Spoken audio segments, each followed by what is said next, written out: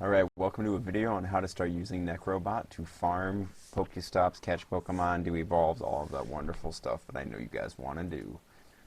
So step one is you're going to make a new account for Pokemon Trainer Club. I don't recommend using this on your primary account because there is a chance you might be banned, and if you do so choose to use this, do it at your own risk. I will not be held responsible for anything that might happen to your accounts. So I recommend making a new one. So just Google search Pokemon Trainer Club, click create an account, date of birth,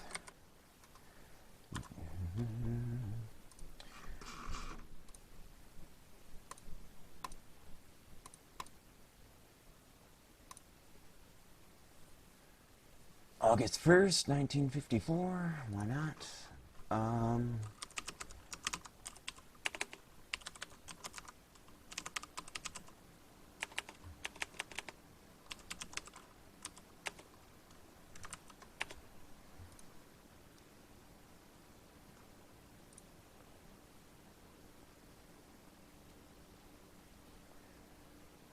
Their servers are absolute shit, nothing new.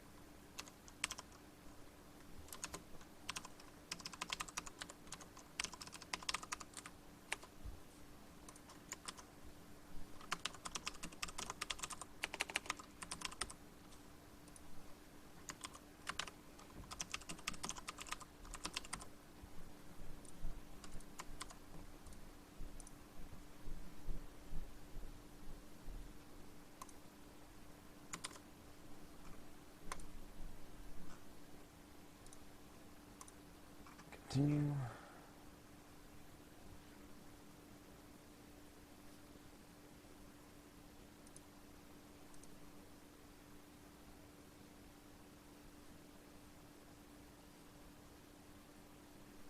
Okay, and there's our activation. Make sure you verify your email. Otherwise your account won't work after 48 hours.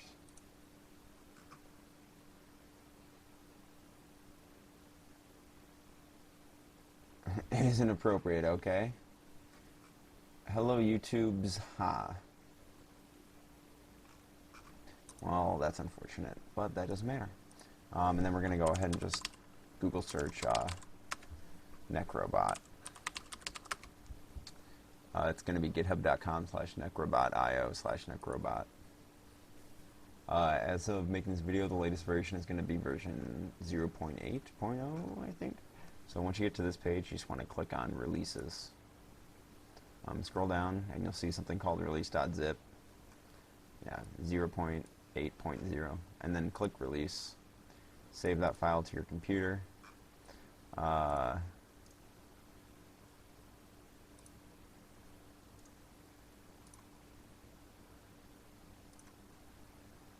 it on your desktop or wherever it's easy to get to it, and then extract the files. Inside of this folder we'll have two folders, one called config, one called resources, and then 4 files. So the first thing you're going to want to do is run this program. It's going to ask, this is your first start, would you like to begin setup? So we can go ahead and say yes, or we can go ahead and say no and configure it manually. For the sake of this tutorial and the ease of the tutorial, I'll just go ahead and use the configure options. Would we like to change the default language? No, we would not. Please type in your account. So we'll just go ahead and put in the account that we just created.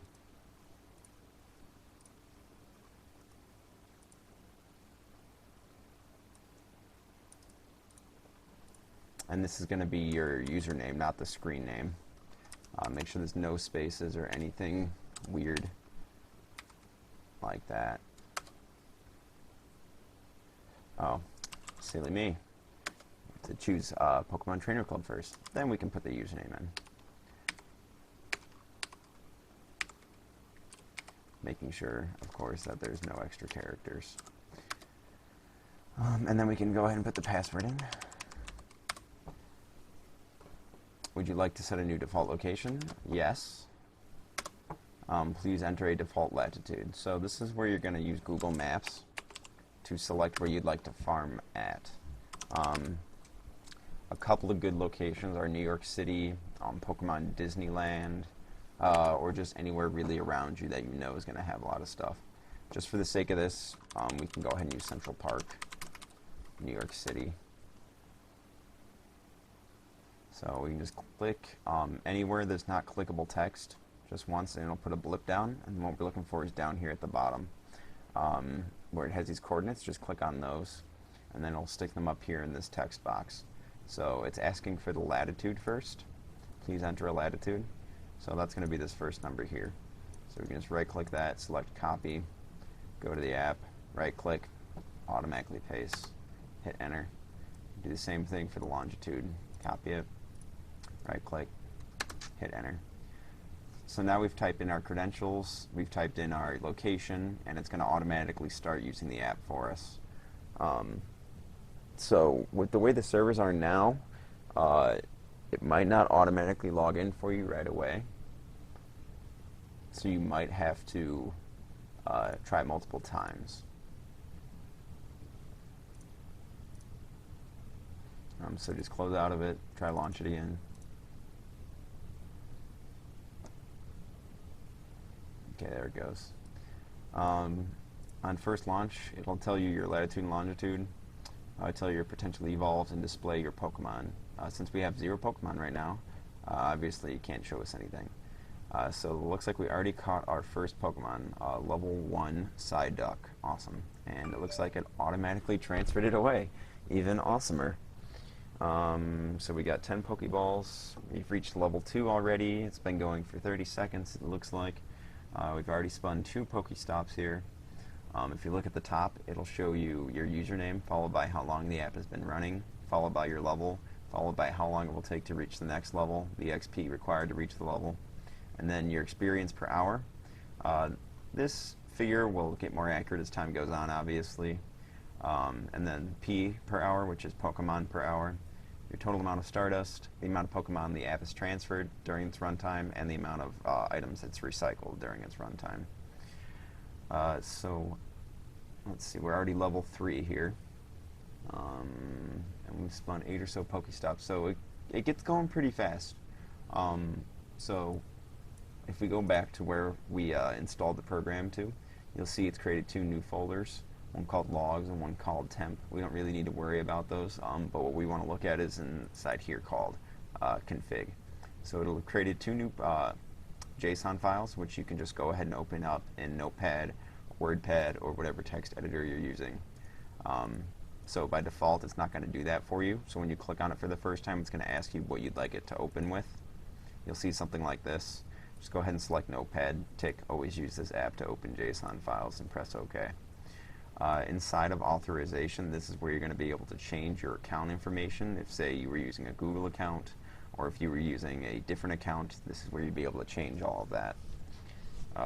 And then don't worry about anything down here, really. This is just the default settings will work fine for that. And then the second file in here, this is where you're going to be able to define everything that the app does. So this is config.json.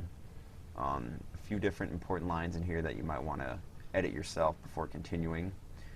So if you ever wanted to change the default latitude or longitude that we set in that command line in the beginning here, you would just open it up here and change these numbers. Make sure you don't delete these commas or anything, or that will cause an error in the program. Default walking speed in kilometers per hour. The faster you go, obviously, the quicker you're going to do actions and collect and catch Pokemon, collect Pokestops, things like that. But as of recently, you can't really get away with anything higher than 60. So I wouldn't put anything higher than 60 in there.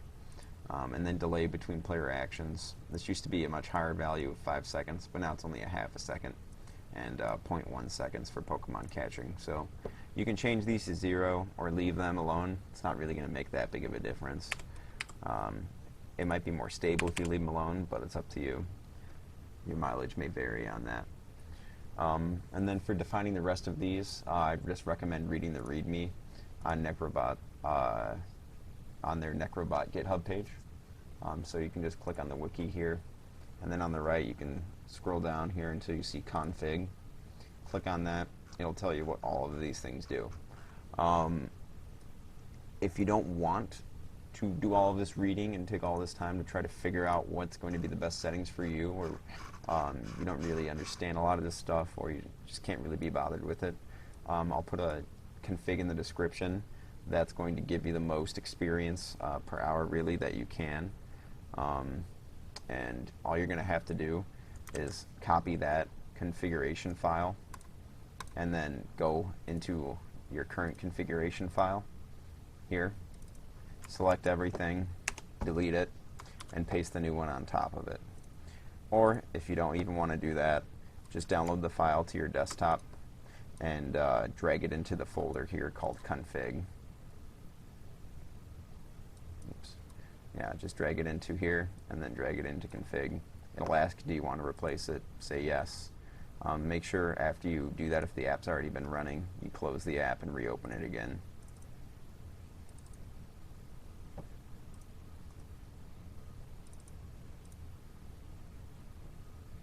And it'll start using those new settings that you've changed. So it looks like in the about 5 minutes this has been running, we're already at level 4, and we've already got 2 EVs. So it's pretty great, honestly. It's not as good as it was. You can really only get away with running one bot at a time. Any more than that, you're going to notice that you're not going to be able to collect Pokestops on at least one of the accounts. And configuring them to work together at the same time using the same IP address is kind of not possible right now. If something like that changes in the future, I'll be sure to make an updated video. Please don't use this to sell accounts. This is all just for fun. This is just, you know, an educational exploration of what you can do to this game. Thank you very much for Necronomic Coding and all of the people who stayed true to Necrobot. Pokemon Bot is just a blatant ripoff of Necrobot, and it's quite obvious considering how their app is not working and Necrobot is. If you have any questions, feel free to comment below. I'll leave all of the links for all of the things I typed in Google in this video in the description, just in case you don't want to do that yourself. I might take a few days to get back to the comments or something, but I recommend if you really need help right away, you just download Discord or go to discordapp.com and go to their official necrobot.io server. Inside of here, you can just go ahead and go into the settings channel, and there's lots of people in here who will be able to help you right away. It's kind of amazing how many people are just in here helping each other. It's pretty great. Go ahead and keep up on the announcements page here from the developers. And if you have any problems or anything, the best way to get help is just posting in the Discord or checking on forums or something like that. Like I said, I won't be answering that many questions, but if they're well worded and the grammar's correct and I happen to just be checking them, I might get back to you on that. Thanks for watching, guys. Good luck and have fun.